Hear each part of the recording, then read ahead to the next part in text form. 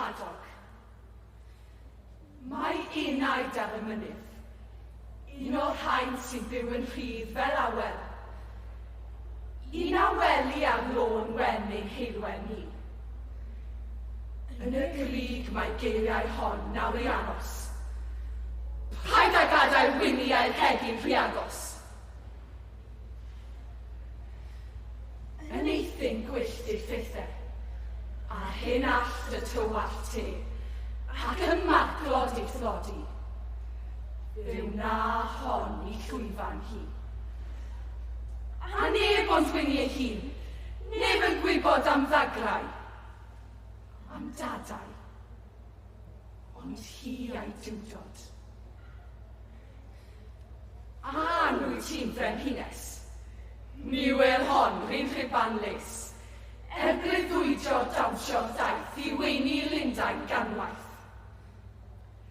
Diwylliant hosan dyllog, di ffril fel gwylod i ffrog, yw'r un sy'n ei gyrru hi yn hegar iawn i regi. Yn ei ffordd mae'n clocsio'i ffydd, hyn ifanc o anifydd. Anchwibio, diawio! Iestod heibio i ni'n gydwybod. Y mae enaid y mynydd yn ddi hi. A phan ddaw y stormydd o gopa'r bryn derfyn dydd, ni weli eich wylydd. A thra bydd ar ei gryddiau, y bawiach gwyd o'i bywyd hithau. Y mae wylo'r cymylau yn o hyd i'w glanhau.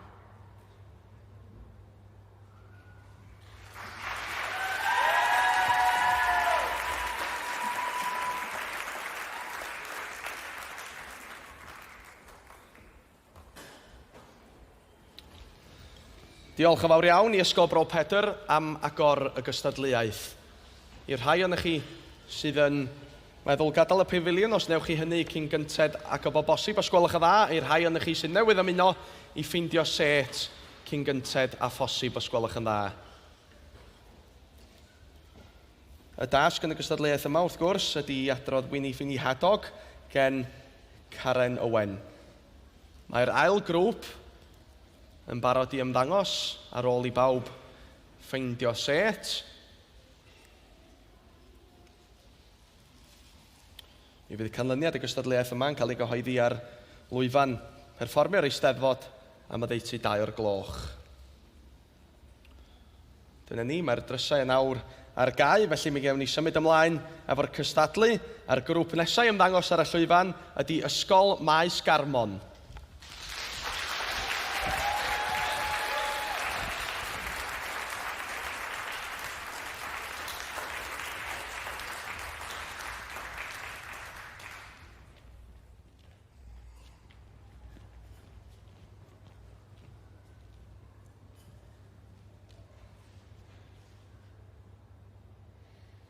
Wini Ffini Hadog. Mae enaid ar y mynydd, un o'r rhain sy'n byw yn rhydd fel awel, un aweli ar lôn wen ein heilwen ni. Yn y grig mae geiriau hon nawr i aros, paid â gadael wini a'i hegin rhy agos. Yn eithin gwyllt ei phethau, a'r hyn all y tywall te, ac y marclod ei thlodi, fe na hon ei llwyfan hi. A neb ond wini ei hun, neb yn gwybod am ddagrau, am dadau, ond hi a'i diwdod.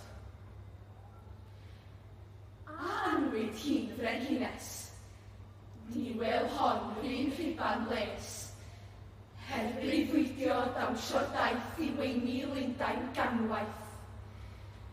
Diwylliant hosan dyllog, di ffril fel gwylod ei ffrog yw'r un sy'n ei gyrru hi yn hegar iawn i regi. Yn ei ffordd, mae'n clocsio'i ffydd hen ifanc o anifydd.